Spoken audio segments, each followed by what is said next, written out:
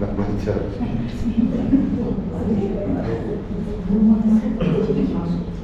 Jadi saya kalau di Universitas Palangkaraya base-nya itu memang dulu di Fakultas Pertanian, tapi karena di situ di base saya itu saya ngajar matematik, statistik dan ranco.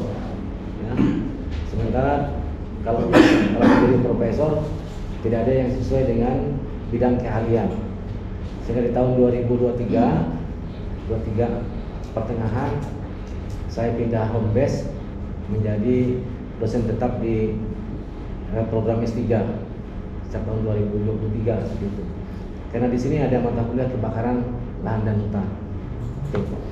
Nah, spesialisasi saya adalah kebakaran lahan dan hutan gambut. Jadi di Indonesia ya cukup dikenal sebagai ahli kebakaran gambut seperti itu. Jadi teman-teman baik di dalam negeri, tingkat nasional maupun di dunia internasional itu kita punya asosiasi dan mereka paham bahwa ada beberapa orang ahli kebakaran gambut di Indonesia. Saya juga berharap ya dulu komunitas ini kita bangun secara bersama-sama. Saya dulu mengambil S2 dan S3 itu sekaligus, yaitu di Hokkaido University. Jadi bersama-sama saya duluan yang berangkat, lalu Pak Sega dan lain-lain itu juga ke sana. Nah, apa yang membedakan sistem pendidikan kita dengan di luar? Sebenarnya sistem pendidikan di mana saja itu sama, tapi model dan pelaksananya saja yang berbeda. Ada kucing juga mau lihat.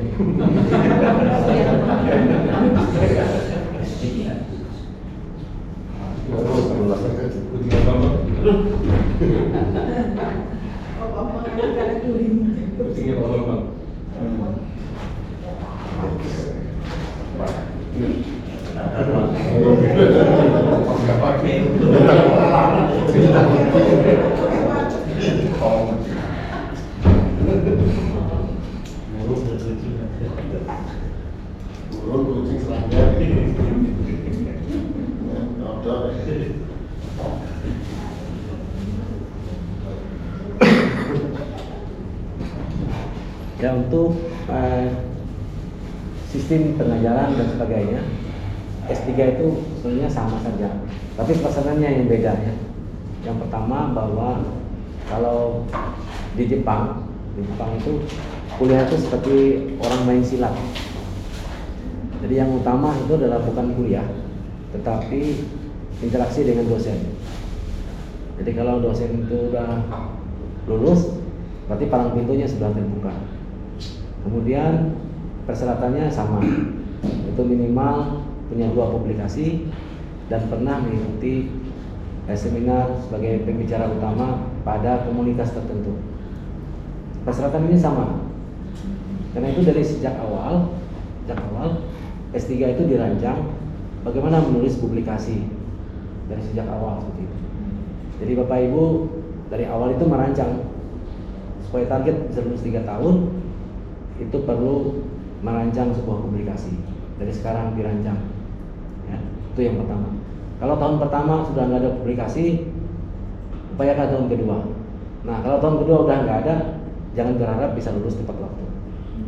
Dan teman-teman yang tidak ada publikasi tahun kedua, umumnya tidak bisa lulus tepat waktu, tapi bisa habis beasiswa dan kemungkinan besar gagal. Seperti itu. Jadi mudah-mudahan sistem yang sama juga dimiliki oleh kita semua. Nah, salah satu kenapa doktor ini penting, saya senang ya banyak doktor seperti itu. Dokter itu menciptakan satu teori baru. Jadi Bapak Ibu nggak usah banyak-banyak kalau buat disertasi, kebaruannya di mana? Cukup satu. Dan kita sebagai orang lokal ya di Palangkaraya misalnya atau di Kalimantan Tengah harus memahami dan memecah persoalan-persoalan lokal. Banyak sekali persoalan lokal yang tidak dipecahkan oleh kita saintis dari lokal. tapi banyak sekali yang datang dari luar dan mereka justru menemukan banyak permasalahan yang ada di lokal. Sebagai contoh misalnya bagaimana penanganan walang sangit misalnya. Di data di Kalimantan Tengah bahwa Dinas Pertanian Kalimantan Tengah mentolerir serangan kelapa sawit walang sangit itu sampai 14% dan itu dianggap normal. Artinya dari 100 hektar lahan kita 14 hektar rusak oleh walang sangit itu oleh pemerintah dianggap normal. Seperti itu. Padahal di tempat lain itu nggak normal. Besar sekali kalau dari 114 hektar itu tidak dipanen. Lalu bagaimana upaya menangani ini?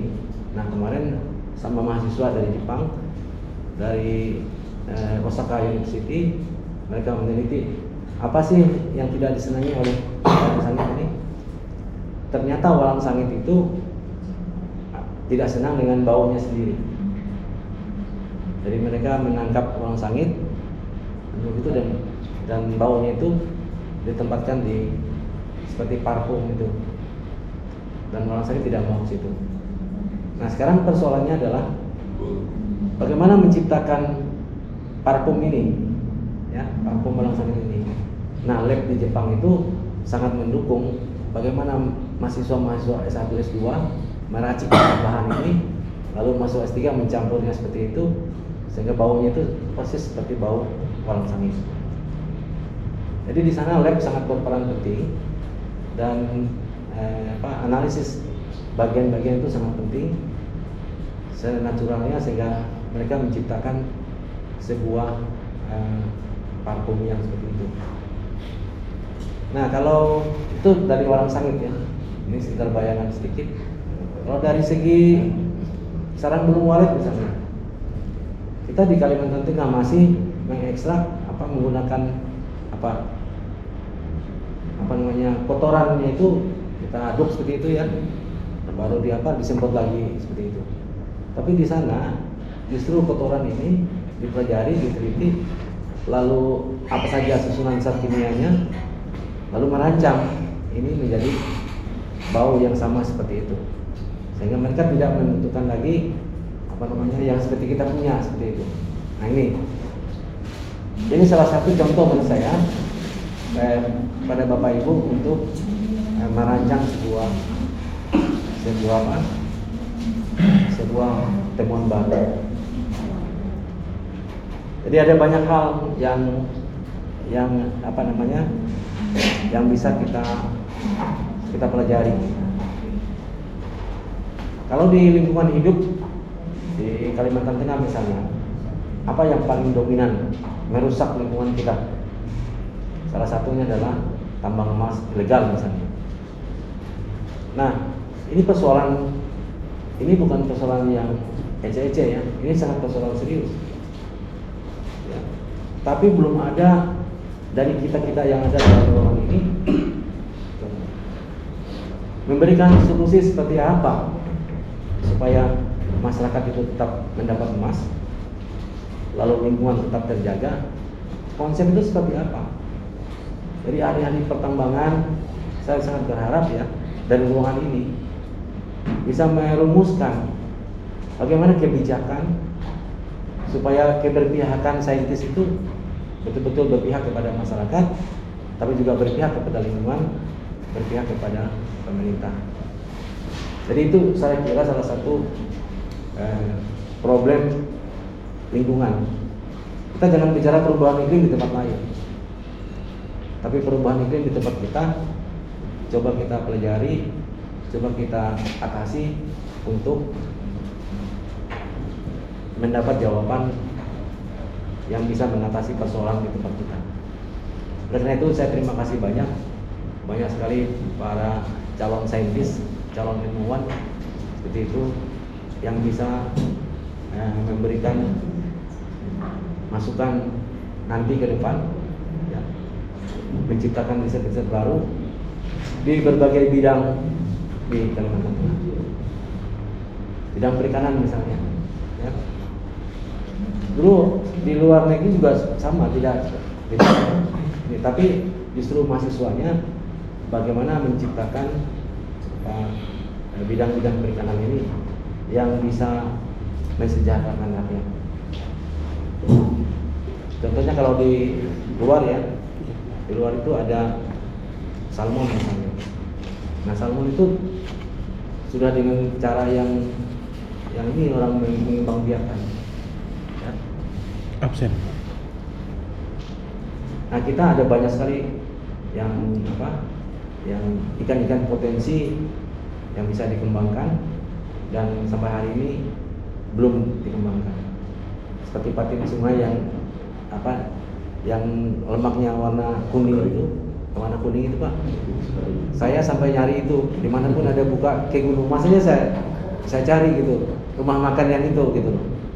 Nah kalau ada di tempat kita, mungkin Bapak Ibu belum pernah makan patin yang lemaknya kuning misalnya, ya. Dan itu luar biasa. Ya. Kemudian ikan bakut misalnya, ikan bakut. Saya kalau ke Kalbar ada rumah makan kakap, masuk ke situ ada ikan bakut. Ya lumayan mahal sih, 350.000 misalnya. Tapi lakunya minta ampun habis gitu loh. Nah dari mana ikan bakut yang ada? Semua dari alam, tidak ada yang dikembangkan. Nah jadi potensi inilah yang Bapak Ibu bisa mengembangkan supaya mengatasi kemiskinan dan perubahan iklim. Terakhir sekitar intermezzo dari saya, bahwa untuk mengatasi kemiskinan di Kalimantan Tengah dan di Indonesia kira-kira hanya ada satu cara. Apa cara itu? Kita yang ada di sini bagaimana menciptakan pada masyarakat itu minimal satu bahan yang bisa mereka jual. Yang membuat kita miskin adalah karena nggak ada yang kita jual. Jadi nanti kalau kita dari ruangan ini bisa berpikir bagaimana satu desa satu produk saja yang bisa dijual atau satu kelompok seperti itu, saya yakin kemiskinan itu akan ada lagi di tempat kita. Persoalannya sekarang, kenapa kemiskinan terjadi? Ya, jadi dampak kemiskinan ini banyak sekali ya. Itu kenapa kemiskinan terjadi kira-kira? Karena masyarakat kita tidak ada pendapatan yang menetap. Pagi dia nebas, siang dia kemana gitu, malam cari ikan. Jadi tidak ada yang kerjaan yang menetap. Kenapa pegawai negeri terlihat lebih sejahtera sedikit gitu, padahal nggak sejahtera juga kan? Gitu. Dengan pendapatan 3.500.000 per bulan. Karena dia ada pendapatan menetap, dia bisa berencana, ya, bisa kredit motor, bisa kredit rumah, padahal dengan dana yang pas-pasan. Jadi belajar dari situ bahwa mari kita coba memulai dari lingkungan kita bagaimana mengatasi kemiskinan itu. Kita menciptakan satu produk yang bisa kita jual. Saya sangat yakin ya dengan konsep ini, nggak usah muluk-muluk seperti itu. Kita bina satu kelompok dulu, masing-masing orang satu kelompok. Kedepannya semua akan bisa sejahtera. Nah di Indonesia ini yang bekerja itu hanya 20% orang aja Pak, 80%-nya menunggu. Jadi kita memang diciptakan, ya, perpolitikan kita diciptakan untuk itu. Baik perguruan tinggi, ya. Jadi kalau dibandingkan dengan di Jepang, dosen di tempat kita itu nggak dianggap. Jadi kalau jadi dosen itu bukan barang bagus itu, ya. Yang bagus itu justru kepala dinas, siapa gitu. Karena tergantung dari ada uang atau tidak. Kalau di luar, di Jepang, di Australia, di Amerika, dosen itu sangat dihargai. Di Jepang, di Cina, dosen itu disebut sensei. Sensei itu adalah orang yang sangat dihargai. Dinas-dinas itu bermitra dengan dosen untuk membangun itu. Jadi mereka nggak bisa membangun kalau tidak ada ahlinya. Kalau kita nggak, dosen yang mengemis-ngemis cari pekerjaan. Makanya saya terus terang aja nggak pernah ngemis ya, gitu. Karena saya punya prinsip. Saya ciptakan sendiri pekerjaan saya cari sendiri proyek saya, kemudian saya tunjukkan bahwa saya bisa. Nah, berpikir seperti itu maksud saya. Jadi saya tidak pernah tidak pernah meminta mengemis-ngemis itu enggak. Jadi itu maksud saya, Bapak dan Ibu sekalian, ini kalau kita minum kopi itu open mind, open eyes ya. Dari startingnya di situ. Bagaimana merubah pola pikir? Kalau lulus S3 itu gampang gitu. Gak usah kuliah, kita bisa kasih A semua nih. Gitu. Ya. Percaya aja saya kasih A gitu. Tapi sudah terbuka enggak pikirannya? Yang paling penting itu adalah membuka pikiran, membuka wawasan. Supaya Bapak Ibu bisa memandang sesuatu itu dari sudut yang berbeda. Itu yang paling penting. Itu baru namanya dokter, Pak. Seperti itu. Tapi kalau sama saja orang di situ, kita dari situ juga, itu belum. Kita harus memandang dari berbagai sudut. Itu ya. Jadi Bapak dan Ibu, kita mulai bagaimana merubah mindset, bagaimana kita bercita-cita bahwa hadirnya saya sebagai seorang saintis yang paling tinggi ya pendidikannya bisa minimal menciptakan atau membuat sesuatu yang berbeda. Jadi kita hidup itu membuat sejarah sebenarnya. Jadi jangan, saya tuh dengan S1 Pak Tuslam, saya tuh sangat marah gitu ya. Marah itu kenapa? Karena mereka tidak peduli di sekitarnya. Saya berharap juga bapak-bapak dan ibu-ibu yang S3 di sini mulai sekarang peduli dengan lingkungannya. Ya. Saya tanya mahasiswa S1 ya, nggak tahu yang S3 ini. Coba tanya. Kamu asal dari mana? Dari Tewah misalnya. Tahu nggak luas wilayah Tewah? Saya bilang. Nggak tahu dia. Berapa jumlah penduduk kecamatan Tewahnya? Nggak ngerti. Jadi yang seperti itu, saya bilang kalau kalian semua seperti ini, orang daerah yang tidak berguna. Jadi orang daerah itu harus paham daerahnya. Ya. Jangan yang jadi orang daerah yang tidak tahu apa-apa. Itu yang pertama dulu. Jadi kalau jumlah penduduk Kota Palangkaraya nggak tahu yang di sini, ya. Misalnya gambut itu seperti apa, nggak ngerti. Ya. Jenis-jenis ikan di Kalteng aja nggak paham. Misalnya seperti itu. Nah mulai hari ini, maksud saya, kita harus peduli dengan lingkungan kita. Itu modal dasar, modal sebagai orang Palangkaraya bangga gitu. Berapa luas Kalteng tinggal disebut aja. Berapa luas gambut di Kalteng paham. Apa problem utama gambut di Kalteng mengerti. Seperti itu. Ya. Jadi inilah yang maksud saya yang perlu kita inikan. Itu adalah modal dasar. Sehingga nanti kalau Bapak Ibu paparan di mana aja, orang bicara A sampai Z aja di Kalteng itu, Bapak Ibu sudah bisa paham. Gitu. Jadi mungkin teman-teman yang dosen-dosen sudah paham. Jadi saya memang ya mungkin Pak Santos tahu ya saya seperti apa, seperti itu. Jadi gini Pak, kita punya pemikiran yang lurus seperti itu, yang lurus. Rezeki itu datang dengan pikiran kita yang lurus. Yang lain-lain itu akan mengikuti semua. Jadi kita hidup itu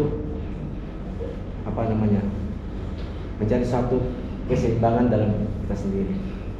Itu Bapak dan Ibu sekalian, ya sekalian kenalan dari kita semua untuk sore hari ini. Dan saya ingin kenal juga nih Bapak Ibu, nama dan dari mana saja. Mungkin beberapa saya sudah kenal, ya. Tapi saya senang kalau komunitas ini tidak hanya sekedar berkumpul formalitas saja, ya. Jadi komunitas itu adalah jadikan komunitas ini, hadirnya komunitas ini bukan, saya yakin ini tidak direncanakan.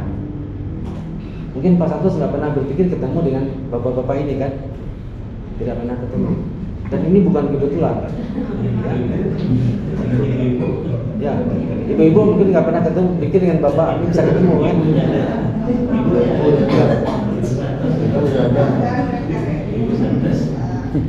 Jadi komunitas ini, maksud saya dipatenkan komunitas ini. Dengan komunitas ini ada ini akan melahirkan sebuah ide-ide yang luar biasa. Jadi jangan abaikan komunitas ini. Ya. Saya punya komunitas sudah hampir 20 tahun, ya, 20 tahun tersebar di seluruh Indonesia, bahkan di beberapa belahan dunia. Sampai hari ini masih sangat loyal. Saya kalau datang ke Malaysia itu disambut saya dikasih ini, karena teman-teman yang si komunitas ini datang ke Aceh misalnya, ada yang jadi dekan, ada yang jadi direktur gitu. Jadi komunitas ini dipertahankan menjadi pendukung Bapak Ibu ke depan ya. Tapi kalau di sini nggak bisa akur, jangan harap Bapak Ibu bisa berhasil, karena semua ini kan akan buyar.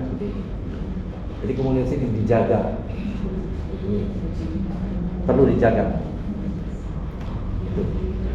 Oke, kita mulai kenalan dari sebelah sini, dari silakan Pak. Saya kalau mungkin ngantuk ya. Silakan Pak. Namanya dari instansi atau mana? Nama Bapak Adrianto. Bambang. Iya. Bapak Bambang ya. Satu saya dari Sekolah Sekretariat UGM. Terus S2 saya di Universitas Terbuka jurusan Administrasi Publik. Oh, ya. Ya, sekarang S3 ilmu lingkungan juga. Saya bekerja di BPJS Kaya. BPJS Kaya. Sebagai kepala seksi pengelola keuangan. Siap. Terima kasih Pak Bambang ya. Jadi ya luar biasa, nanti banyak sekali potensi yang bisa kita kembangkan di sana.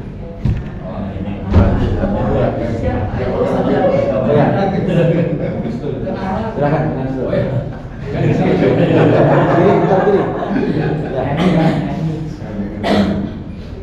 Nama, asal dan instansi di mana? Iya, terima kasih. Selamat sore. Mohon izin, nama Eko Mardianto dari Polri, asal dari Jawa Tengah. Dari Polri, dari kepolisian, Kapolda, dari Polda. Dari Polda Kalteng. Dari Polda Kalteng. Ya.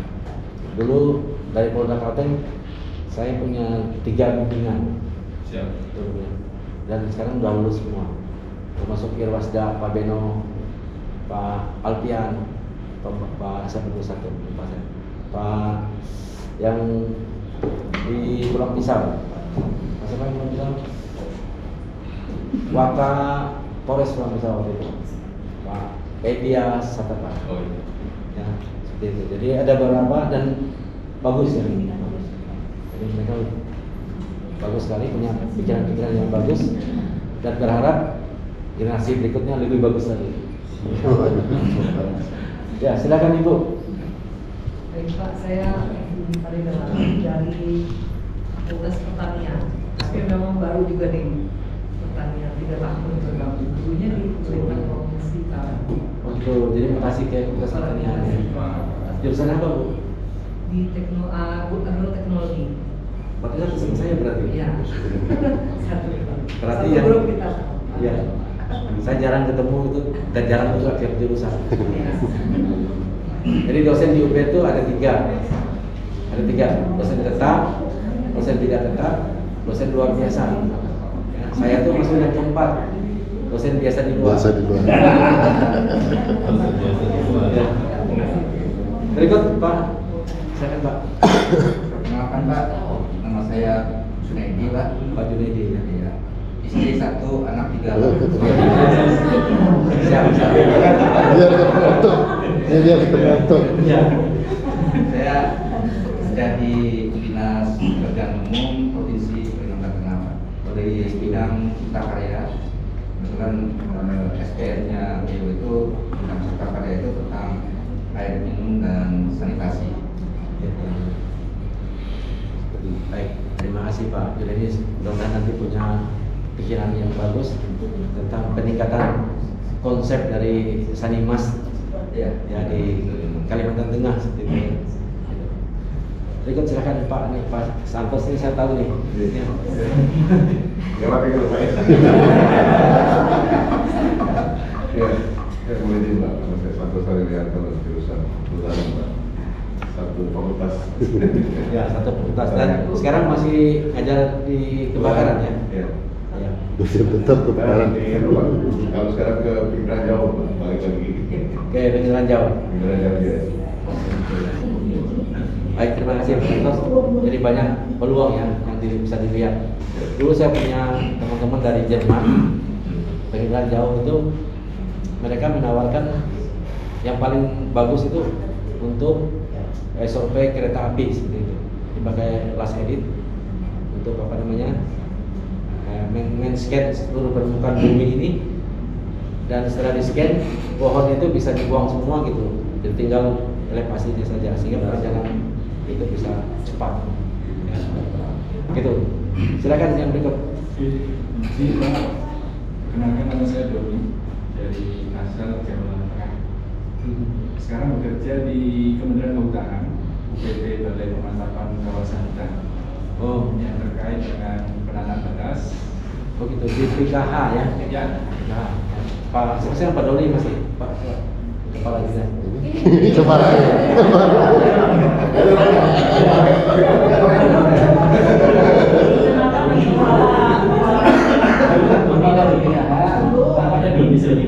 Dulu Pak Doni juga ya. Doni ke Doni, Pak. Oh, Doni ke Doni. salah kenal dulu sarannya harus Doni. Dulu saya pernah ketemu dengan beliau, namanya Pak Doni juga. Ya, sama namanya. Tapi penggantinya Doni juga ya. Ya. Doni ke Doni. Doni itu Doni ya. Terima kasih Pak Doni. Berikut.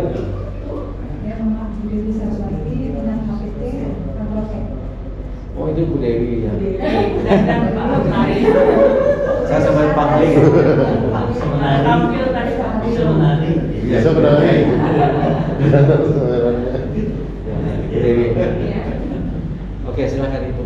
Selamat sore Pak, nama saya Risma, mengajar di kehutanan. Kebetulan semester ini sama Bapak satu tim matematika di apotek.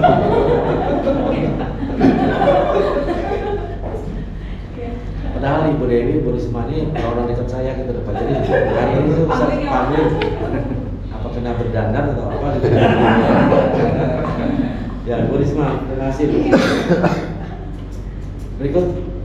Izin Pak, saya pindah dari Sawati. Saya dosen di program studi agroteknologi Fakultas Pertanian Universitas Muhammadiyah Trenggalek. Oh iya. Bidang saya agronomi. Agronomi ya. Ya, ya. Baik Ibu, dari Muhammadiyah dulu saya punya bimbingan Ibu Marlina Sari. Oh jadi saya kehutanan Pak ya program. Kehutanan ya. Itu lulus cepat banget tuh.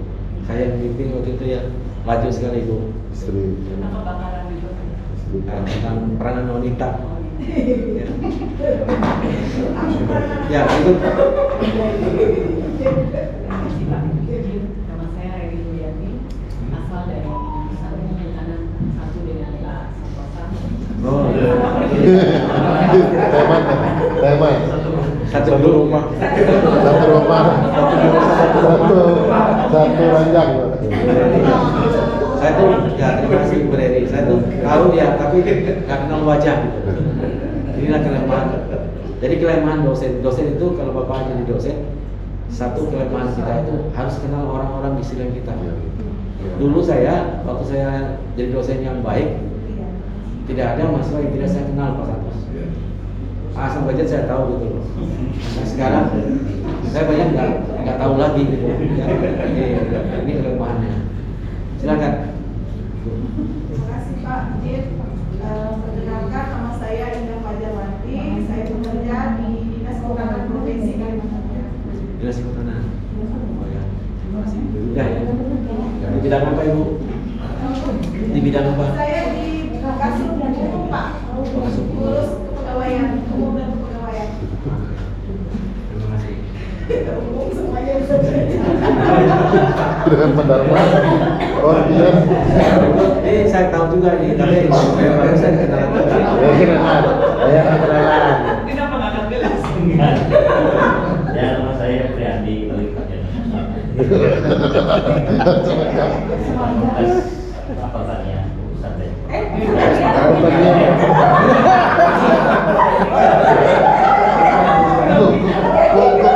Menyelundup apa? Pindah home base ya. Jadi Evin ya, terima kasih sudah juga bergabung. Mudah-mudahan nanti bisa memberikan kontribusi untuk pengembangan tuntas dan juga pengetahuan di Kalimantan khusus pertambangan ya. Cukup silakan Pak. Izin Pak, nama saya Ahmad Taufik. Saya wira swasta sebagai pengacara yang tadinya adalah di Popper, yang sebelumnya adalah tenaga pengajar dengan berhenti dengan rektor kepala. Tinggal saya di Ubus Pak, masih Pak. Tadi pernah jadi rektor kepala. Ya. Jadi di Popper, terus saya pengacara. Profesi. Jadi luar biasa. Jadi sama seharusnya ya ini Bapak ini juga sangat luar biasa. Biasanya ya seperti Bapak ini orang-orang yang sangat langka, punya pengalaman yang banyak. Nanti tinggal diramu saja. Beliau ini banyak ide. Gitu. Kenapa? Karena pindah kuadran itu bukan hal yang murah, bukan hal yang sederhana. Ada orang-orang yang berani pindah kuadran. Dan ini yang sebuah keberanian. Ya, kalau itu diramu, kalau dia berhasil luar biasa. Tapi kalau jatuhnya jauh juga, tenggelam. Tapi ini sebuah keberanian dan itu adalah sebuah pilihan. Ya. Berikut ini saya kenal juga nih. Ya Pak, perkenalkan saya Robi. Robi Kebrani, saya dari jurusan Kehutanan juga Pak, sama dan Pak Santos. Kehutanan ya, betul. Pernah satu tim di SID dulu Pak di Potestate tahun 2022. Ya, terima kasih Pak Roy. Ini kalau nggak salah anaknya Pak Yutu ya. Betul. Baik. Terakhir nih. Perkenalkan Pak, nama saya Wendy Trisan.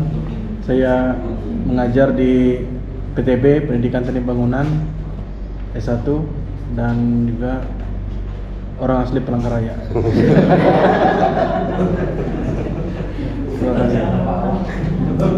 Ini pertanyaan terbawah. Jadi Pak Wendy ini sudah proposal dulu ya, dan saya berharap itu bisa diselesaikan cepat. Ya. Jadi ini adalah ahli apa? Ahli teknologi, bukan itu ya, satunya ya. Oh ya, Biogo. Sorry, saya yang salah. Karena badannya sama besarnya.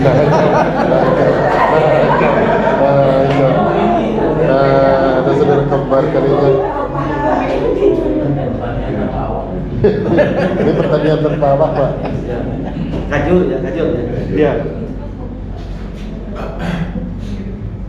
Baik Bapak Ibu, sore ini saya akan sekilas ya. Saya memang di bidang kebakaran lahan dan hutan. Saya ingin mengajak Bapak Ibu untuk bagaimana memahami karakteristik kebakaran lahan dan hutan.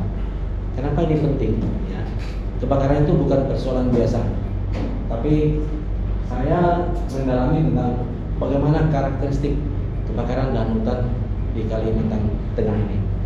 Dan satu-satunya periset karakteristik itu cuma ini ya, waktu itu. Nanti kita akan bicara yang lain, tapi hari ini saya akan mencoba persoalan utama di Kalimantan Tengah adalah kebakaran lahan dan hutan. Nanti Bapak Ibu akan mencari banyak sekali literatur kenapa kebakaran lahan hutan terjadi di Kalimantan Tengah. Apa yang penyebabnya? Apa masalahnya? Ini yang perlu kita bongkar. Kita perlu kita tahu. Nah, di lahan gambut itu ada 3 tipe kebakaran.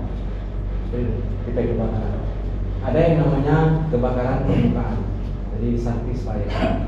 Surface fire itu kebakaran yang memang sudah umum terjadi.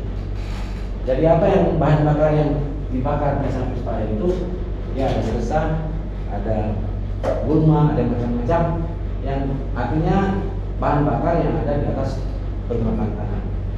Ya. Nah, pada lahan gambut kebakaran ini terjadi bisa semuanya dari surface fire atau dari itu. Kemudian setelah subduction fire itu terjadi, gambut itu tidak terbakar pada saat itu, tapi setelah 3 hari kebakaran permukaan ini, baru kebakaran gambutnya mulai. Itu. Jadi kalau Bapak Ibu mencegah pemadaman kebakaran, tidak pada pit fire-nya. Karena ini saya lihat banyak salah, terus saya bilang pihak kepolisian dan sebagainya, kita banyak mengejar kepada kebakaran gambutnya. Padahal kebakaran gambut itu tidak bisa terjadi dengan sendirinya. Dia terjadi dulu adalah kebakaran permukaan. Jadi strateginya yang kita lakukan adalah mencegah kebakaran permukaan. Nah, kalau kebakaran permukaan itu bisa kita cegah, berarti nggak ada kebakaran gambut. Gitu. Nah, sekarang ini dari dulu sampai sekarang bahwa kita ramai-ramai memadamkan api gambut. Artinya apa? Kita berada di belakang api. Api duluan di sana, kita di belakang. Sepanjang itu strategi yang kita gunakan itu, sepanjang itu juga kita tidak bisa mengatasi kebakaran. Itu. Nah, kenapa ini nggak bisa? Nggak bisa seperti yang saya sampaikan. Mungkin dari Dinas Kehutanan, dari mana-mana tahu gitu, bahwa struktur dari pendanaan kita tidak akan bisa keluar sebelum kejadian. Sepanjang itu kebijakan publik, kebijakan politik ini tidak berubah, maka kebakaran itu tidak pernah teratasi. Nah, persoalannya sampai hari ini ibu-ibu yang bagian umum, ada nggak saintis kita yang mau teriak-teriak atau mengkoreksi kebijakan publik ini? Nggak ada. Nggak ada. Hari ini Universitas yang teriak itu cuma Universitas Malang yang berani teriak mengkoreksi kebijakan publik yang ada di Indonesia. Kita di sini nggak ada gitu, karena jurusan kita mungkin nggak cocok atau apa gitu, atau tidak apa. Saya nggak berani, tapi paling tidak kebijakan publik itu harus dirubah demi sebuah kebijakan ini. Kalau enggak, Dinas Kehutanan itu selalu bekerja di belakang api, selalu nyewa helikopter dengan ratusan miliar, nggak akan pernah berhasil. Kenapa? Karena kita bekerja di belakang. Di pihak kepolisian juga saya pernah ngomong dengan Pak Kapolri. Ya. Kenapa di 7 provinsi, ya, kita tidak bentuk polisi api? Saya bilang, bisa nggak Pak kita bentuk polisi api? Kenapa? Untuk merubah kebijakan publik ini. Kan ada polisi air, ada polisi air, ada polisi hutan, ada polisi apalagi banyak polisi ya. Ya. Kenapa nggak kita buat polisi api? Ya. Nah, jadi pertanyaan sini ya. Dari kebakaran permukaan itu di tanah gambut itu ada satu karakteristik kebakaran. Di situ ada tanaman asli yang namanya tumi atau Combretucarpus rotundatus. Tumi itu salah satu tanaman asli yang hidup di lahan gambut. Kalau dia tumi itu mati, maka karakteristik dari tumi itu dia tidak menggugurkan daun. Jadi daun itu walaupun mati, dia tetap mati di batangnya seperti apa burung, tahu nggak burung bengamat kalau bahasa Dayak atau kelelawar. Jadi daun itu menggantung aja, tidak pernah jatuh seperti itu. Nah, kalau ini ada api yang begitu, maka daun itu menjadi apa namanya? Bisa menjadi spot. Daunnya tebal, jadi kalau ada angin, daun itu terbang seperti itu. Dia membentuk api baru. Bisa 20 meter, bisa 30, bisa sampai 500 meter. Api itu terbang dan membentuk api baru. Inilah salah satu penyebaran kebakaran pada gambut itu yang begitu cepat. Karena ada beberapa tanaman yang memang karakteristiknya seperti itu. Artinya apa? Kalau kita mau mengatasi kebakaran lahan gambut, kayu-kayu tumi yang daunnya sudah mati itu ditebang. Karena itu adalah sumber bencana bagi kebakaran permukaan. Nah, kalau tumi dalam keadaan hidup, tumi itu hidup, maka dia menjadi fire break yang luar biasa. Dia bisa tahan api sampai 700 derajat. Ya, gitu. Karena dia mengandung lapisan lilin dan lapisan pada serat itu yang kuat. Seperti itu. Jadi tumis salah satu pyrethrid atau tanaman tahan api yang bisa kita gunakan untuk mencegah kebakaran di lahan gambut. Tapi kelemahannya kalau dia mati, dia menjadi agen penyebaran kebakaran yang begitu cepat. Jadi itu salah satu keuntungan dan kelemahan dari tanaman di lahan gambut. Nah, Bapak dan Ibu, kalau apa bedanya lahan gambut dengan non gambut? Seluruh tanaman kayu-kayu yang ada lahan gambut itu, dia mempunyai daun yang tebal semua. Karena daun yang tebal itu mengakumulasi unsur Fe dan N pada lahan gambut itu. Apa gunanya? Kalau tanaman itu nggak ada, maka gambut itu menjadi beracun. Gambut itu tidak bisa kita tempati. Karena itu Tuhan memberikanlah tanaman-tanaman asli ini untuk menetralisir lingkungan yang ada di situ, sehingga manusia, makhluk hidup, ikan bisa tumbuh di lahan gambut. Nah, persoalannya sekarang adalah kita ramai-ramai memotong tanaman yang ada di sini, ya, ekologi marah seperti itu, ya, karena tidak tahu dampak dan akibatnya, sehingga terjadilah bencana pada lahan gambut.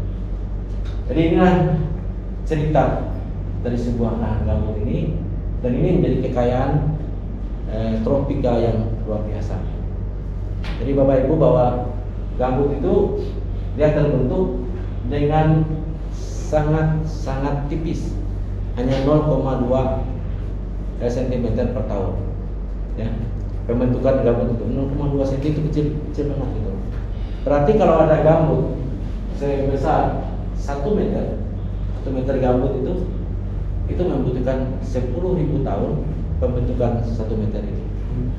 Karena itulah bahwa gambut itu sebenarnya harta karun yang perlu kita jaga, karena proses pembentukan itu begitu lama menjadi tanah gambut ini. Tapi kalau kebakaran terjadi, dia bisa hilang dengan 30 cm setiap tahun. Artinya apa?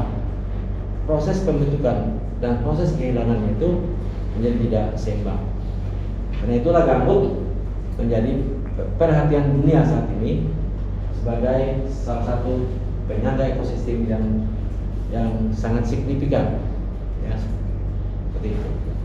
Jadi inilah sebenarnya beruntung kita punya gambut, dan kita harus paham kenapa gambut itu penting, ya. Kenapa penting? Kalau di kehutanan kan, yang kehutanan tahu kan bapak-bapak yang di kehutanan, bahwa di lahan gambut harus ditanam apa? Tanaman asli di situ gitu. Nah, jadi nggak boleh dari luar, karena kalau dari luar ekosistem ini akan rusak. Jadi begitu Bapak dan Ibu, kenapa gambut jadi penting dan menjadi perhatian dunia. Nah, salah satu cara untuk mempertahankan ekosistem ini, maka di gambut dibuatlah sebuah proyek, yaitu carbon trading. Ya, carbon trading. Pernah dengar nggak? Gimana sih cara kerja carbon trading itu? Ada yang tahu nggak? Saya minum dulu ya.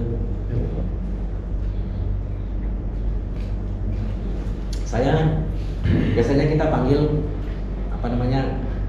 perusahaan ngajar di sini gitu. Nggak tahu. Ini kebalik nih, dosen yang jadi ke perusahaan ya. Jadi carbon trading ini memang banyak di gambut. Kenapa? Karena gambut itu bisa mempertahankan carbon zinc. Apa itu carbon zinc? Kalau kayu itu mati atau roboh di gambut, dan tanam di sini, maka kayu itu bisa tahan puluhan ribu tahun tidak terurai seperti itu. Nah, itu yang namanya carbon zinc. Jadi tempat penyimpanan bahan material yang tidak mudah terurai. Kenapa dia tidak mudah terurai? Karena gambut ini terendam oleh air. Kalau terendam oleh air, coba bayangkan. Bapak Ibu bisa bayangkan. Kita merendam di situ ada air 3 hari saja, Bapak. Air itu berubah bau kan? Bau. Kenapa? Karena bakteri masih bisa hidup di situ. Tapi anehnya di lahan gambut ribuan tahun tidak berbau. Ya, tidak berbau. Kenapa? Karena bakteri tidak bisa hidup di air itu, ya, daerah asam itu, sehingga membentuklah sebuah ekosistem yang namanya ekosistem air hitam. Gitu. Dari mana air hitamnya? Dari ribuan tahun ini, ya. Rendaman akar itu. Makanya saya bilang ini belum pernah diteliti nggak kalau minum air gambut itu mungkin jadi obat. Kenapa? Karena ribuan tahun terendam akar-akar dan bahan organik itu di sini. Tapi kita justru menghindar ini, minum ini, menghindar karena nggak pernah ada riset, mungkin warnanya beda gitu. Tapi saya senang juga Pak kalau rebus itu jadi teh. Kasih gula. Warna sama. Harusnya ada riset lagi nih. Apa gitu? Mungkin saya bilang bisa awet muda gitu. Ya Pak Santos ya. Karena kalau orang Dayak kan akar-akaran direndam itu Pak. Rendamnya berapa menit? 5 menit atau 10 menit bisa jadi obat. Kalau ini berapa? Ribuan tahun Pak. Malah sesuai kuadrat. Ya, ini anunya apa namanya yang perlu kita pikirkan ke depan. Ya. Sehingga ini menjadi potensi yang luar biasa tidak hanya untuk bisnis ekonomi hijau, tapi juga mungkin nanti ke depan untuk yang lain. Ini ya. Jadi sekali lagi pada lahan gambut, Bapak Ibu bisa membedakan. Sekali lagi saya sampaikan bahwa pada lahan gambut ada 3 tipe kebakaran, yaitu kebakaran permukaan, kebakaran gambut, dan kebakaran tajam. Jadi ini hanya terjadi di lahan gambut. Di tempat lain enggak. Tempat lain hanya sapis paya dan tajam. Ini ada api gambut. Ini lebihnya di ini. Nah, bagaimana proses kejadiannya? Ini tadi yang saya sampaikan bahwa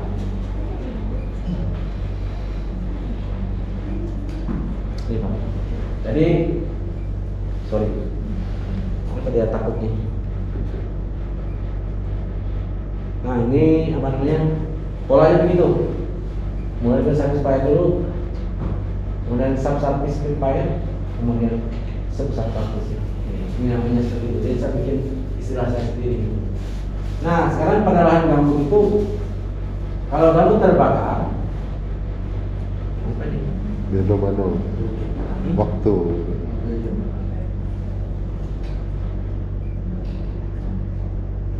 Slide nara bahasa.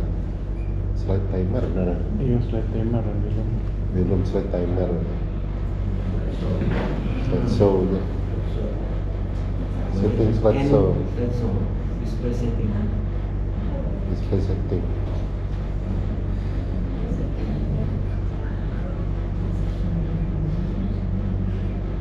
Oke, mulai timernya yang ini ya. Timer pati. Gitu ya.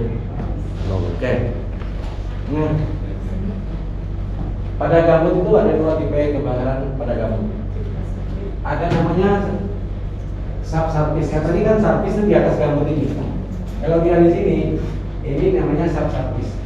Jadi gambut itu kedalaman 0, sampai 10 cm. Itu bukan gambut yang kebakaran, tapi sapisnya. Bapak Ibu kalau lihat gambut itu 10 cm itu adalah seresang yang mau menjadi tanah. Itu yang terbakar awal. Dan yang kedua, tipe yang kedua adalah kebakaran di bawah permukaan gambut atau overhanging namanya. Nah, kebakaran ini yang seperti ini maksimal 58 sampai 60 cm. Tidak pernah lebih dari itu. Kenapa bilang waktu kebakarannya 2 meter? Itu nggak masuk akal sebenarnya. Karena kalau 2 meter yang madam itu nggak bisa nginjak ke sini dia, ya tercebur ke api semua. Jadi semakin ke bawah kebakaran gambut itu intensitasnya itu semakin kecil, karena gambut itu semakin basah, udara tidak ada, sehingga segitiga api tidak jalan di situ. Jadi efektif kebakaran gambut disinilah efektif kebakaran ini. Ini Bapak dan Ibu kebakaran gambut. Nah sekarang masalahnya, kalau sudah kebakaran di sini sangat sulit dipadamkan. Kenapa? Ini juga ada riset yang harus kita lakukan. bahwa kalau gambut terbakar, Bapak Ibu pernah memperhatikan nggak? Seperti ada dewa api yang di gambut itu. Saya dulu nggak pernah berpikir ya kenapa nih begini. Kalau nyala di sini tiba-tiba bah gitu ke sebelah, tiba-tiba par ke sebelah itu. Seperti ada dewa apinya. Nah ternyata itu adalah gas metan yang terurai dari penampungan gambut yang terjebak. Jadi di mana ada gambut terbakar berarti kering. Dia kering ini prosesnya itu menghasilkan gas metan. Gas itulah yang memicu kebakaran gambut. Itu. Oleh karena itu kebakaran gambut sulit dipadamkan karena memang ada gas-gas yang memicu daripada kebakaran. Oke, jadi ini tipe kebakaran gambut. Bagaimana mengatasi ini? Nah, dari kehutanan dulu sudah pernah buat yang Pak Santos? Yang ke bawah itu ya, jaring-jaring ke bawah gitu, jadi kasih gitu, untuk mengatasi kebakaran yang ini. Nah, nanti siapa tahu nanti dari kita di sini ada ide lagi bagaimana memadamkan api yang di sini. Karena api di sini tidak bisa dipadamkan dengan satu galon. Ya. Jadi untuk memadamkan api di sini kita harus memenuhi satu tempat gitu. Jadi gambut itu bak density-nya 20%. 20%. Jadi untuk memadamkan api pada 1 meter persegi gambut kita harus memenuhi semuanya. Berarti membutuhkan berapa? 800 liter per meter persegi. Kalau enggak padam. Nah, terkait dengan teori ini 1 meter persegi gambut kita membutuhkan 800 liter air. Dia tuntas padam gitu. Nah, sekarang ada kebijakan pemerintah nyewa waterbombing untuk memadamkan api gambut. Ya. Kalau Bapak mengerti dengan teori gambut, maka helikopter yang disewakan itu bermanfaat ya untuk memadamkan api gambut? Tidak bermanfaat. Karena yang dia bawa itu 5.000 liter, disiram dengan kecepatan tinggi, maka yang disiram di permukaan itu hanya 6,25 hektar. Artinya apa? Bahwa program pemerintah untuk memadamkan api gambut dengan waterbombing tidak tercapai. Bagaimana strateginya? Nah, para politik kita nggak mau dengar kita yang pinggir-pinggir ini, nggak mau. Kenapa? Ya kita nggak tahu lah. Saya nggak mau menduga. Tapi mereka nggak mau dengar. Siapa lu? Gitu. Nah, padahal saya bilang caranya untuk kita mendapatkan air di sini pada musim kemarau hanya dengan sumur bor. Yang lain itu nggak bisa. Tapi sumur bor siapa yang laksanakan? Masyarakat setempat. Saya bilang untuk mengatasi kebakaran gambut, kalau dia masif itu harus dilakukan oleh rakyat semesta. Bikin gerakannya, gerakan rakyat semesta pencegah api misalnya. Ya. Kalau dengan helikopter, Bapak tahu nggak berapa sewanya? Bawa air 5.000 liter, 1 kali terbang 150 juta misalnya. Berapa harga 1 liter airnya? Pernah nggak kita tahu? Berapa yang bisa dipadamkan? Tapi kita diam semua selama 30 tahun. Masuk Pak Polisi, kita diam semua. Gitu. Ya. Kenapa? Ini pertanyaan saya. Makanya yang saintis-saintis lingkungan ini harus bangkit, merubah kebijakan politik, merubah kebijakan publik ini perlu. Ya. Supaya kita bisa mencapai ini. Nah, kalau teori kita nggak tahu gimana kita bisa bicara. Jadi teori-teori seperti inilah yang kita bangun supaya kebijakan-kebijakan itu sesuai dengan apa yang kita harapkan. Berikut, saya akan cepat dikit ya. Nah, gambut itu, api gambut itu, ini yang kita ukur dulu bahwa pada permukaan gambut, permukaan subsurface itu yang 10 cm tadi, kebakaran gambut itu terjadi ini loh, 42 cm aja Bu, Bapak Ibu sekalian, 42 cm sampai 155 cm per hari. per hari dengan kedalaman 10 cm.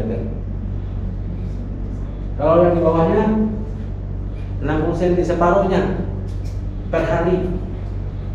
Pertanyaannya adalah, kalau kita bandingkan kebakaran gambut ini, dia tidak seperti di Australia yang 60 km per jam, hanya 155 cm, tapi kita tidak bisa mencegah. Tidak bisa kita cegah. Kenapa kira-kira? Pertanyaannya jadi aneh lagi itu. Kenapa tidak bisa kita cegah? Padahal ini lambat sekali. Karena memang tidak ada yang peduli. Saya bilang begitu. Karena kita tidak ada yang peduli, nggak mau tahu. Gitu. Setiap ada kebakaran kita nggak mau tahu. Mungkin di ruangan ini juga nggak mau tahu. Pernah lihat kebakaran, nolehnya nggak kan Pak? Boleh Pak. Ya. Pernah gitu? Ada kebakaran di situ? Ya. Kalau naik mobil tuh laju-laju Langsung atau nggak mau berhenti gitu. Soalnya itu bukan urusan saya. Urusan siapa sebenarnya? Urusan mereka. Semua orang bilang begitu, urusan mereka. Datang lagi satu, urusan mereka. Kapan yang urusan kita? Ya. Tadi saya berharap bahwa kalau ada kita di sini, ya ini kebakaran ini urusan kita, bukan urusan Pak Polisi saja, bukan urusan siapa, tapi urusan masyarakat Indonesia. Ini yang perlu kita kampanyekan supaya tidak menjadi tadi yang saling melempar tanggung jawab, ya? Melempar tanggung jawab. Jadi akhirnya tidak menyalahkan polisi ya, tidak menyalahkan polisi, karena semua orang tidak ada yang bertanggung jawab. Pak Polisi bilang siapa yang membakar tangkap, itu berdasarkan perda dan undang-undang. Itu benar mereka supaya apa? Supaya menimbulkan rasa tanggung jawab itu. Karena kalau enggak ada yang bertanggung jawab Pak. Itu Pak. Ini yang penting. Bagaimana kita di sini membuat masyarakat itu merasa bertanggung jawab, wise use untuk menggunakan api. Itu yang paling penting saya kira. Jadi momentum kita menciptakan apa, membuat gerakan atau apa ya. Gitu. Ini ya bayangannya tentang kebakaran gambut.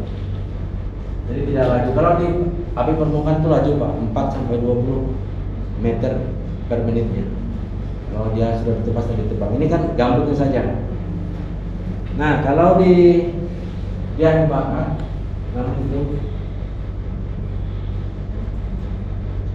kalian gambut itu bisa terbakar apabila keringnya itu 70% sampai 80%. Ini dia nggak bisa terbakar kalau 50%, 61% air itu nggak bisa terbakar gambut.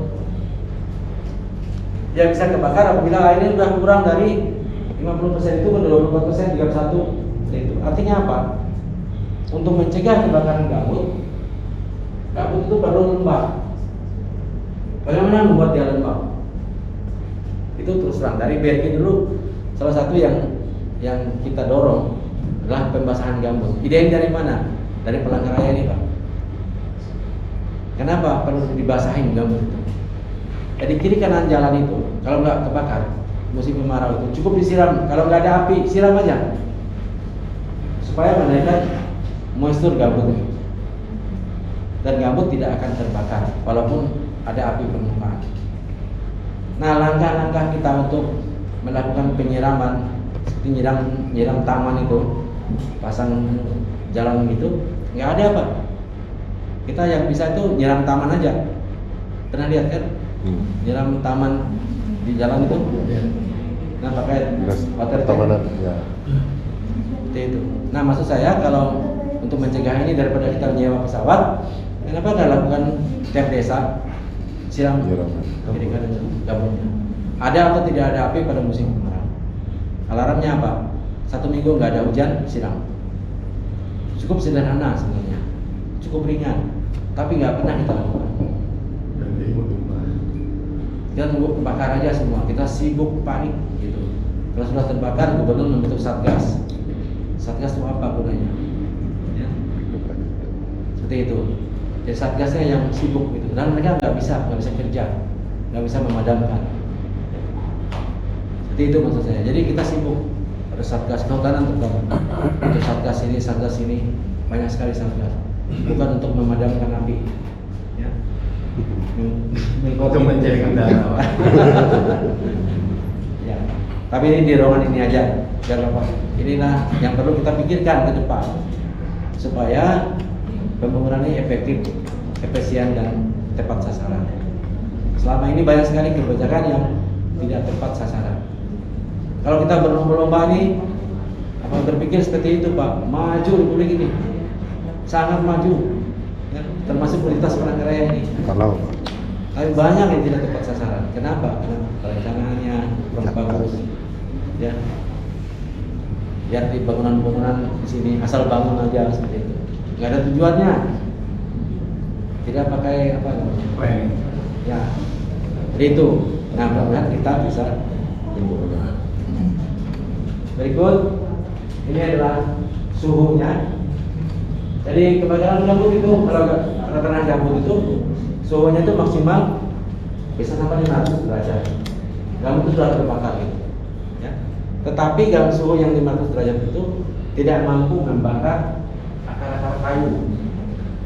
Jadi kayu yang itu tidak mampu disulut gitu, sehingga gambutnya saja yang terbakar, kayunya itu tumbang, gitu. Jadi dia tidak terbakar.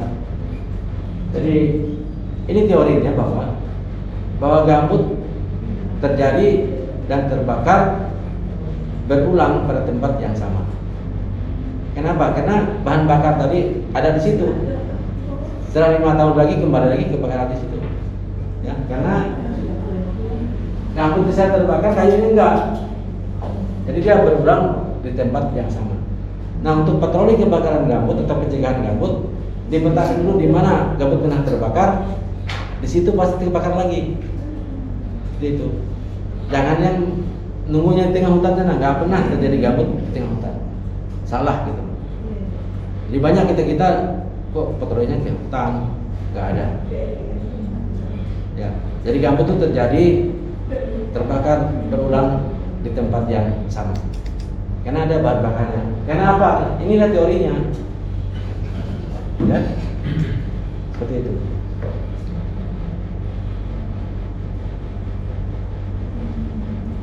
Nah, bahan bakar gambut itu ya, banyak itu di bawah, hampir 80% di bawah permukaan tanah.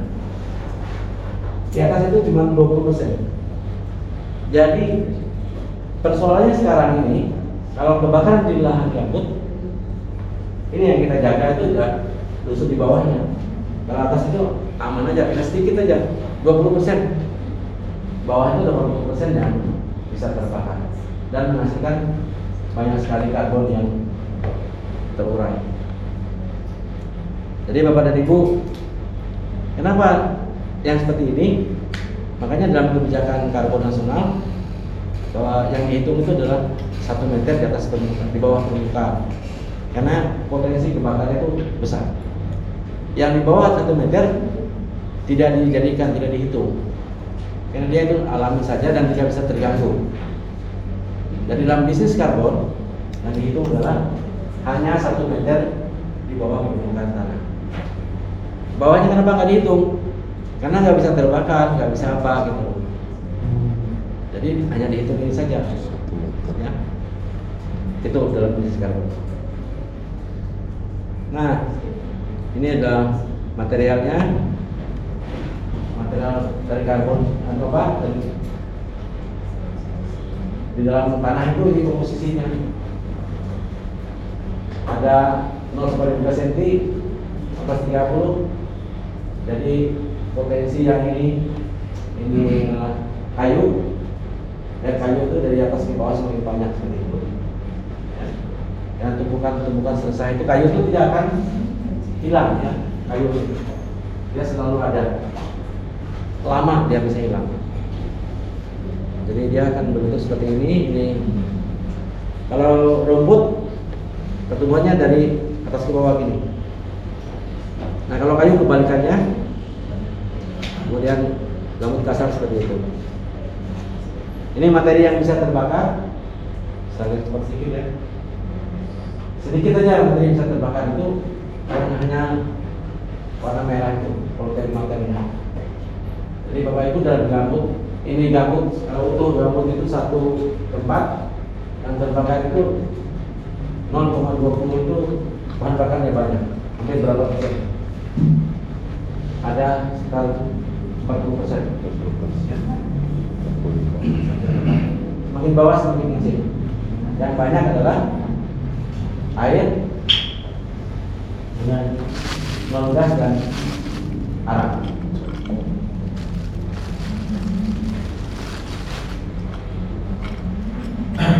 Itu ya. Terakhir ini Bapak dan Ibu lihat bahwa dampak dari kebakaran itu kalau kita petakan seperti ini ya, bahwa yang hilang akibat kebakaran itu ini. Nanti Bapak Ibu bisa hitung bagaimana menghitung tingkat kerugian kebakaran oleh gambut. Kalau nanti ada tugas, mungkin Bapak Ibu bisa menghitung. Jadi konsultan ahli menghitung nilai kerusakan ekosistem gambut misalnya. Bagaimana caranya? Ya seperti ini caranya. Gambutnya. Kalau kayunya ada metodenya. Ya. Kalau ITTO, kalau kayunya tumbang lebih dari 20%, kurang dari 20%, berarti kerusakannya ringan. 20 sampai 60 sedang, 60 ke atas berat, gitu. Jadi lihat tingkatannya. Itu kalau dari segi kehutanan. Bagaimana menilai tingkat kerusakan? Nanti Bapak Ibu jadi konsultan. Bagaimana nilai tingkat kerusakan kawasan misalnya? Udah paham? Ya. Gitu. Nah, kamu bagaimana?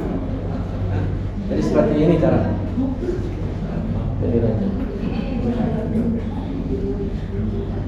Nah, jadi Bapak dan Ibu, nah kita lihat bahwa ini kejadian di Kalimantan Tengah, bahwa kejadian kebakaran itu banyak di sini, ya, di bulan Agustus sampai Oktober. Tapi sesungguhnya kalau kita melakukan pencegahan di bulan ini, ya, Mei, Juni, Juli, ini nggak ada. Tapi kita nggak pernah kerja di sini. Kita selalu kerja di sini mulai. Dananya nggak ada. Ya. Nggak ada dana pencegahan. Nah, di situ semua. Ya. Nanti kalau bisa dirubah, kita kerja di situ supaya ini nggak ada. Ya. Tapi ini sulit Pak. Sulit. Semua tergantung dengan anggaran. Jadi sulit. Jadi kita jangan bermimpi persoalan kebakaran di Kalteng bisa tuntas. Mudah-mudahan dengan grup ini nanti bisa tuntas, bisa seminar. Ada calon kadis Pak. Calon kadis Kota. Ya.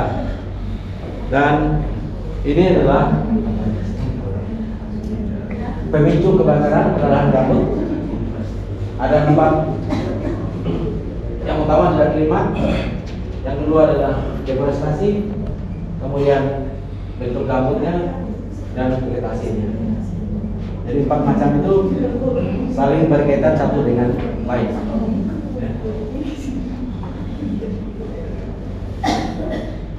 Nah, dari Bapak Ibu di dalam gambut inilah unsur-unsur lingkungan yang memulai kebakaran.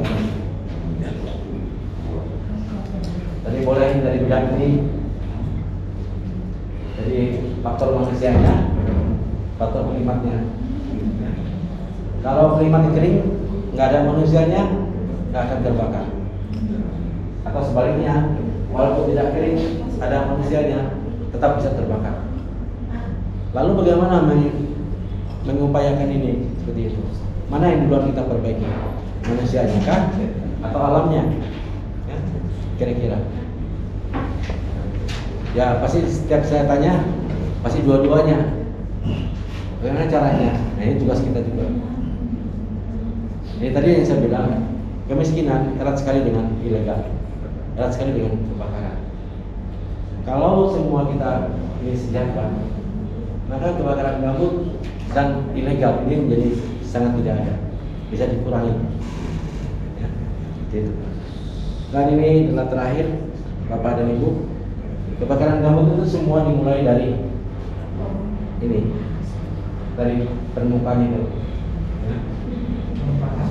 Setelah dia terbakar di permukaan itu ada titik api di situ, satu titik kebakaran gambutnya. Ya. Jadi seperti itu. Jadi tidak semua gambut terbakar, ada satu titik aja. Kemudian kalau ini kita biarkan, dia akan berkembang, ke bawah seperti itu. Kalau kita membiarkan, jadi api itu berkembang ke bawah.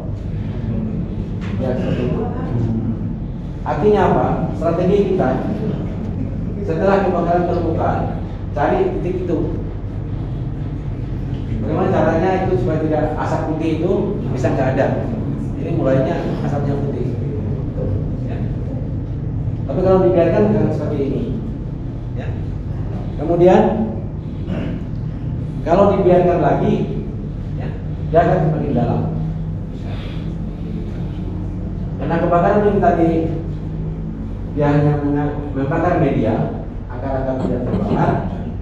Ini lambat sekali prosesnya. Media tidak ada lagi, akhirnya kayu itu tumbang.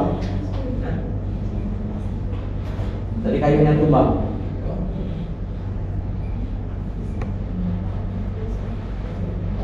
Nah, kita lihat.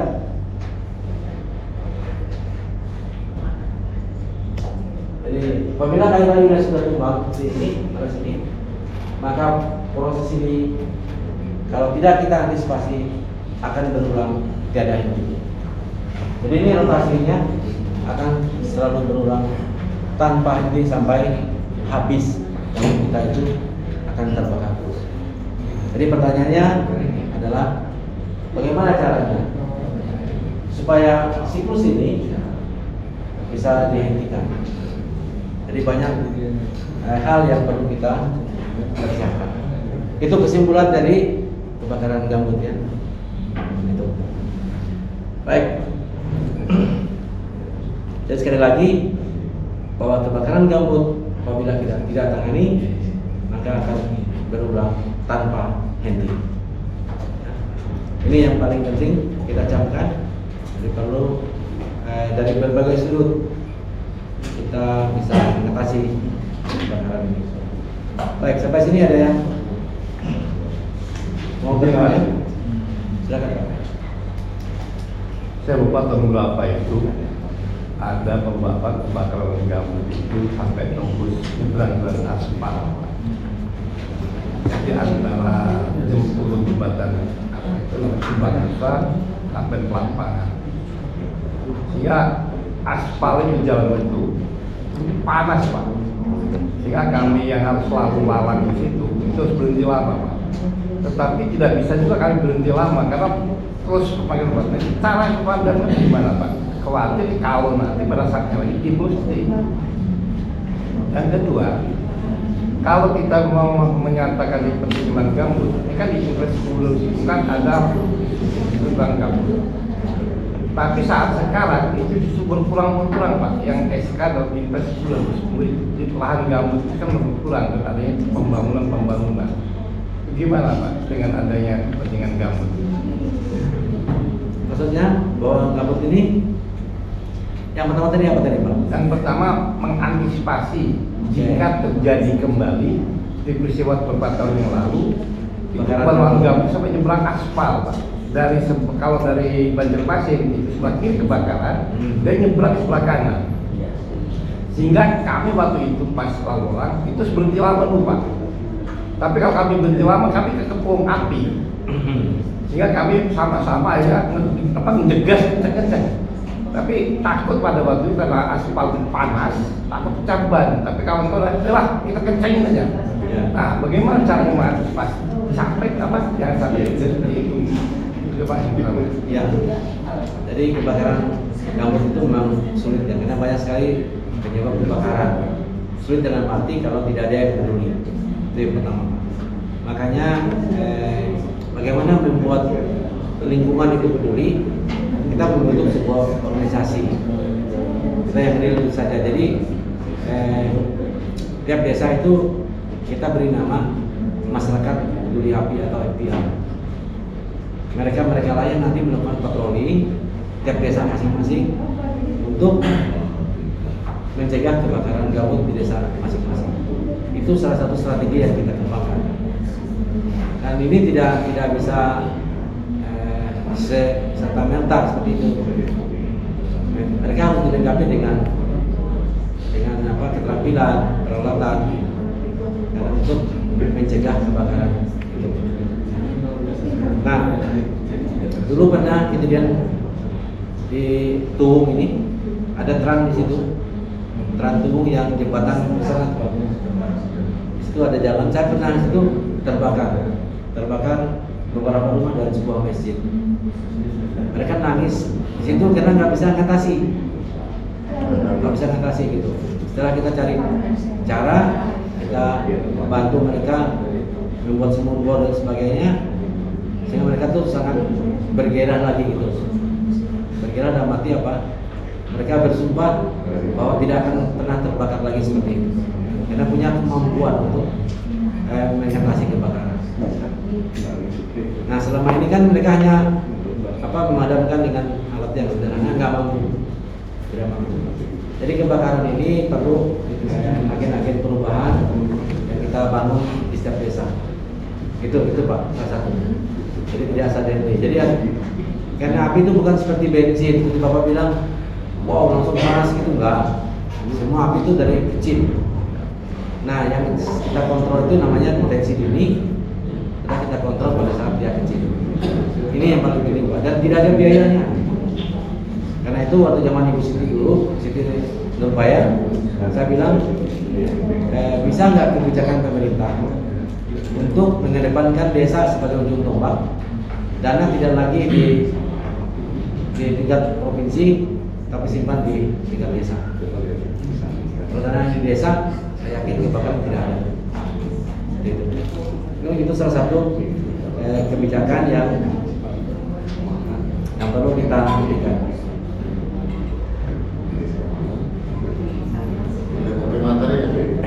Ya, boleh Pak, nanti saya kirim.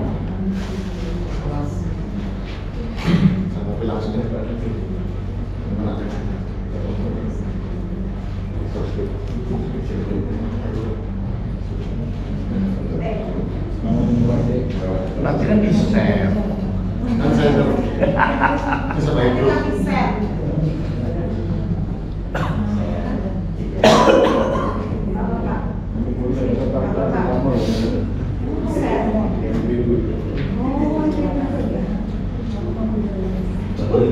Ini Bang ya sampai kita. Coba Bang, sampai dengan saya kita.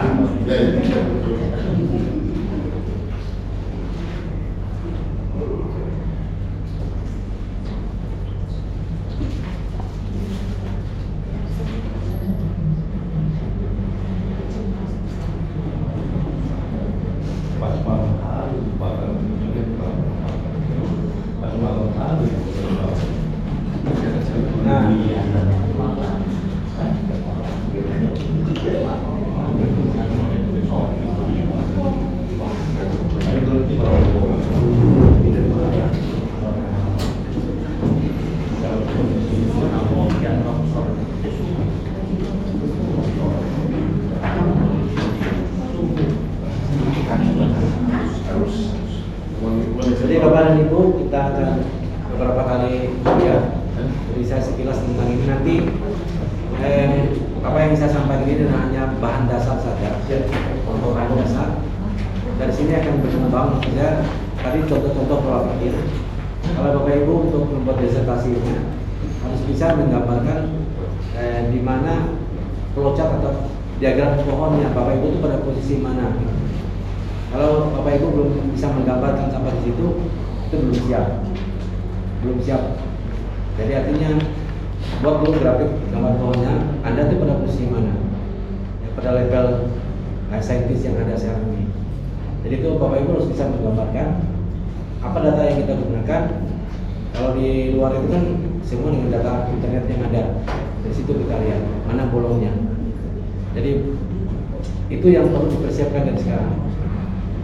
Ya, apa topik yang mau di riset, apa yang bagaimana posisinya pada level saintis yang ada, kita itu pada level mana, apakah overlapping atau ada. Jadi itu, sehingga nanti Bapak Ibu paham, oh saya tuh di sini gitu punya kepercayaan diri, ya, kepercayaan diri. Jadi saran saya cari dulu harga diri dulu yang dicari, ya, tumbuhkan itu dulu percaya diri. Kalau sudah percaya itu enak maju depan, ya. Gitu. Kalau belum percaya maju proposal aja. Apa namanya? Apa orang bilang tidak confident, ya. Jadi cari dulu kepercayaan diri. Baik, saya kira itu. Kalau tidak ada pertanyaan lagi, sedikit aja Pak. silakan. Kami di Kota ini kan ada tali penanganan kebakaran Pak, tentang kabut. Ya. Ada tali yang khusus menangani kebakaran. Nah, ya, saya lihat selama ini kan kalau kita ada kebakaran baru seorang datang macam-macam. Nah, selain tadi itu kan ada sumur bor, kemudian juga kan sumur bor ini apa ya? Apakah salah satu bentuk, kalau di kami itu dalamnya KTA dan pola desa dan seperti tanda dan apakah itu salah satu bentuk yang perlu kita lakukan sebelum kebakaran terjadi. Kan juga saya ada istilah kanal kanalisasi itu, apakah itu perlu dibuat itu atau memang itu udah jalan seperti sekarang ini itu ada kebakaran kan padamkan sebenarnya Ya. Nah, sebenarnya untuk yang pertama itu adalah program pencegahan. Pencegahan itu kalau bisa tidak ada kebakaran. Itu yang paling penting. Bagaimana cara mencegah? Itu perlu pemberdayaan orang-orang yang ada di sekitar. Mereka lah yang bisa mencegah, karena mereka yang hidup di situ. Kerjasama dengan orang tua. Supaya mereka juga bapak pembidang kita pembidang percaya gitu enggak bakaran yang lain itu pendukung guys. Pendukung. Kalau bapak mampu sumur bor itu pendukung. Dengan sumur bor tidak bisa bergerak sendiri karena nggak ada orangnya. Dan sumur bor itu satu-satunya cara untuk mendapatkan air di musim kemarau. Nggak ada solusi lain. Nggak ada solusi lain. Cuma sekarang banyak orang nggak paham yang sumur bor ini. Jadi banyak yang kurang paham. Jadi sumur bor juga. Kalau bor jauh dia mau rusak. Nanti di-share nanti. Bulan-bulan nanti.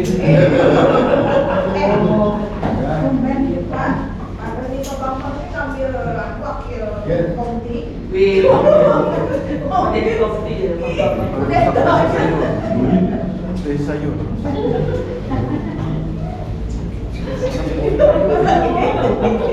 Ini memang lain, pro ini memang lain memang ini. Banyak sih.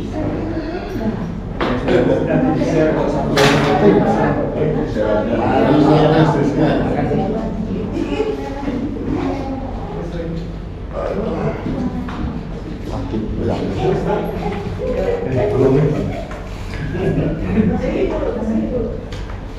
Jadi itu Pak, nanti kita akan diskusi lagi itu. Jadi sarana dan prasarana memang perlu dilengkapi, tapi seperti apa yang kita itu definisinya. Ya. Kalau kajian, kalau bung dan gambut, ya untuk musim penghujan oke.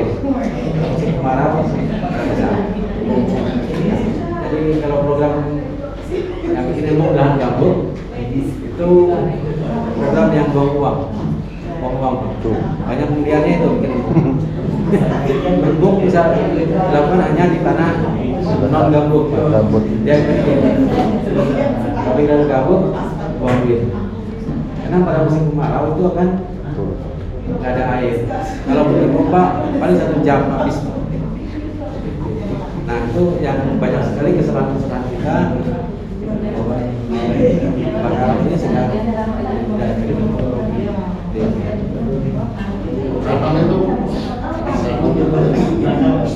kanal yang bisa berbatasi karena kanal kita blocking untuk menghambat aliran air. Jadi kanal itu hanya untuk kalau salah kanal itu juga akan mengeringkan air permukaan.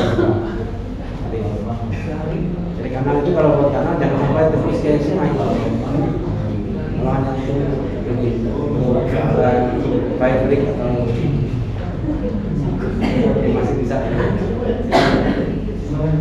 Jadi kalau musim kemarau gambut atau itu bisa satu jam kalau permukaan itu ada air. Kanal itu kering.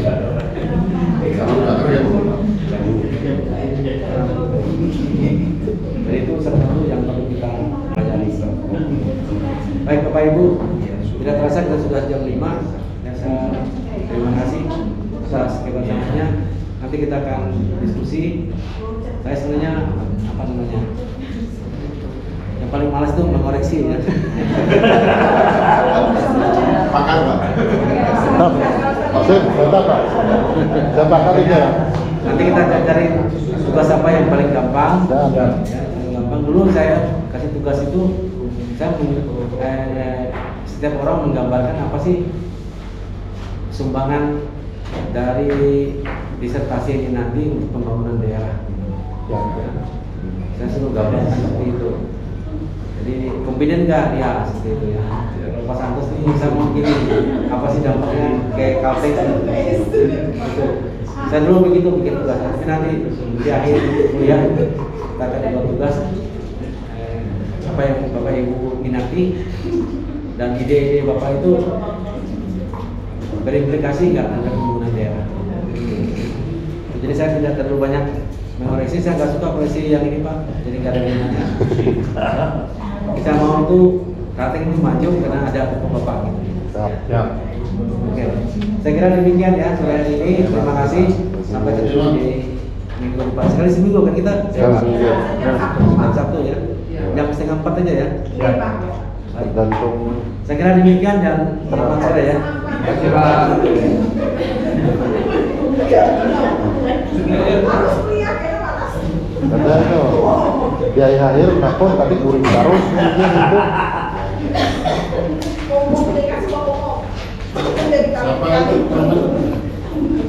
Nggak bisa juga dibuka. Iya.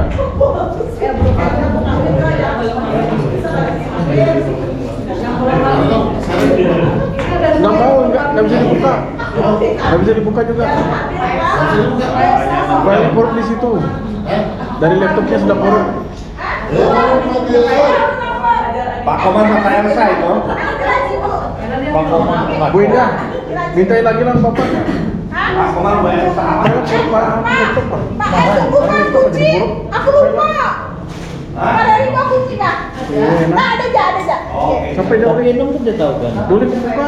Nanti nggak bisa. Kenalan sini kunci kan ada ini jangan kunci loh. Buka karena virus kayak gitu nih. Iya kan? Hai. Sampai datang di sini semua.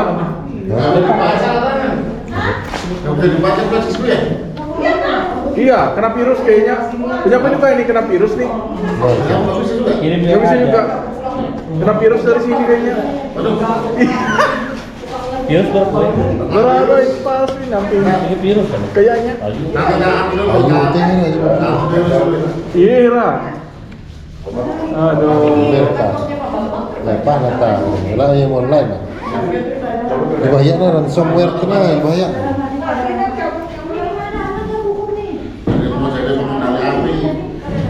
Anda tahu pembuka?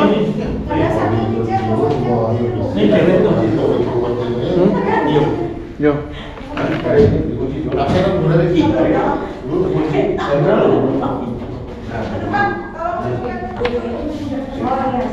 Belum kan? Belum kan? Di belakang. Sama jari. Iya tuh mencari karena di mana kunci namanya. Iya kan? Sama jari. Habis itu iya, ada masuk itu gelas untuk kopi dosen tuh dah Bu. Oh, gitu kan. Astaga, ini full ya. Sabar.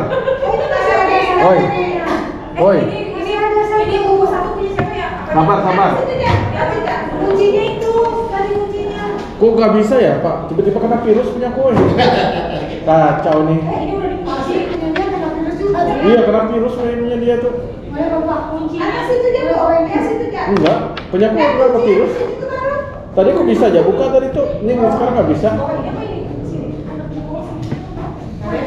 Kunci. Punya di sini Bu ya.